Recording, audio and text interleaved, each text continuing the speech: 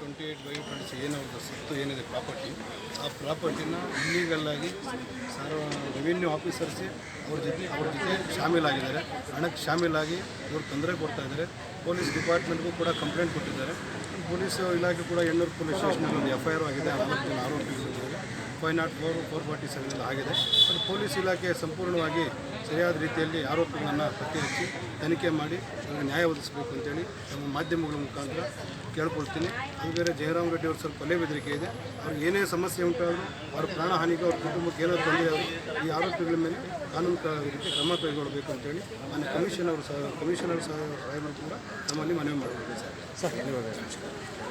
ನಮಗೆ ಇವರಿಷ್ಟು ದಬ್ಬಾಳಿಕೆ ಮಾಡಿ ಎಲ್ಲ ಮಾಡ್ತಾ ಇದ್ದಾರೆ. ಎಲ್ಲ ಅಧಿಕಾರಿಗಳಿಗೂ ಎಲ್ಲ ಪತ್ರಗಳು ಕಳಿಸಿದೆ ಸರ್. ಜಸ್ಟ್ ಒಂದು ಜೆರಾಕ್ಸ್ಗೆ ಒಂದು 40,000 ರೂಪಾಯಿ ಖರ್ಚು ಮಾಡಿ ಒಂದು ಆ್ಯಕ್ಷನ್ ಇಲ್ಲ ಅಂದರೆ ಭಾಳ ಮನಸ್ಸಿಗೆ ನೋವು.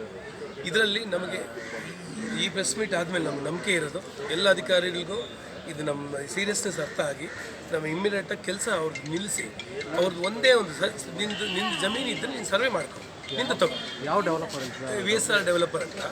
ಇದ್ರ ಮೇಲೆ ಬೇರೆ ಕಂಪ್ಲೇಂಟ್ ಆದರೆ v.s.r ಅಂತ ಮ್ಯಾನ್ಪ್ಲೇಟ್ ಮಾಡ್ತಾರೆ.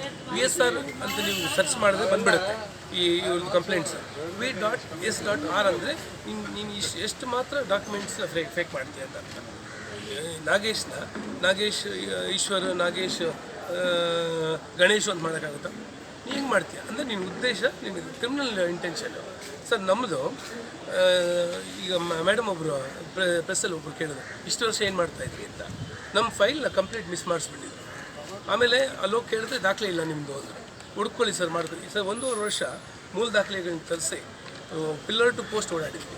ಓಡಾಡಿದ್ಮೇಲೆ ಒಂದು ಹೆಣ್ಮಗು ಸೀಟಲ್ಲಿ ಹೇಳ್ತಾರೆ, ಒಬ್ಬ ಡೆವಲಪರು ಇಲ್ಲಿ ಇಟ್ಕೋ ಅಂತ ಹೇಳ್ಬಿಟ್ಟು ನಮ್ಗೆ ಕಾಸು ಕೊಟ್ಟರು ಸರ್ ಅಂತ ತಹಸೀಲ್ದಾರ್ ಕೈಲಿ ಕರೆಸಿ ಅವ್ರನ್ನ ಆಮೇಲೆ ಅಲ್ಲಿಂದ ರೆಕಾರ್ಡ್ಸ್ ಬಿಲ್ಡಪ್ ಮಾಡಿ ಯಾವುದೇ ಸರ್ವೆ ಕರೆದು ಬರೋಲ್ಲ. ಫೋನ್ ಮಾಡಿದ್ರೆ ಆಯಿತು ನಾವು ಪಕ್ಕದ ಕನ್ಸ್ಟ್ರಕ್ಷನ್ ನಡೀತಾ ಇದೆ, 3 ಪಾರ್ಟ್ನರ್ಸ್ ಇದ್ದಾರೆ, ಪಾರ್ಟ್ನರ್ಸು ಅಂತಾರೆ. ಒಬ್ಬೊಬ್ಬ ಪಾರ್ಟ್ನರ್ಶಿಪ್ ಡೀಟ್ ನೋಡಿದ್ರೆ 30%, 30%, 20%, 20%. ಮ್ಯಾನೇಜಿಂಗ್ ಪಾರ್ಟ್ನರ್ ಆಗಬೇಕು ಅಂದರೆ ಮಿನಿಮಮ್ 51% ಇರಬೇಕಾ? ಅದಿಲ್ಲ. ಅಂದರೆ ನೀನು 200 ರೂಪಾಯಿ ಪೇಪರಲ್ಲಿ ಏನು ಮಾಡಿಕೊಂಡ್ರೆ ಅದೇ ದಾಖಲೆನ ರೇರ ಒಪ್ಕೊಳ್ಳುತ್ತೆ. ಮತ್ತು ರೇರ ಇರೋದು ಏನಕ್ಕೆ? ರೇರ ನಿಮಗೆ ಲ್ಯಾಂಡ್ ಎನ್ಕ್ರೋಚ್ಮೆಂಟ್ ಮಾಡಿದ್ರೆ ನಮಗೆ ಸಂಬಂಧ ಇಲ್ಲ. ನೀವೇನಾದ್ರು ಅಪಾರ್ಟ್ಮೆಂಟ್ ತೊಗೊಂಡ್ರೆ ನನಗೆ ಸಂಬಂಧ. Sir, location Horamavu.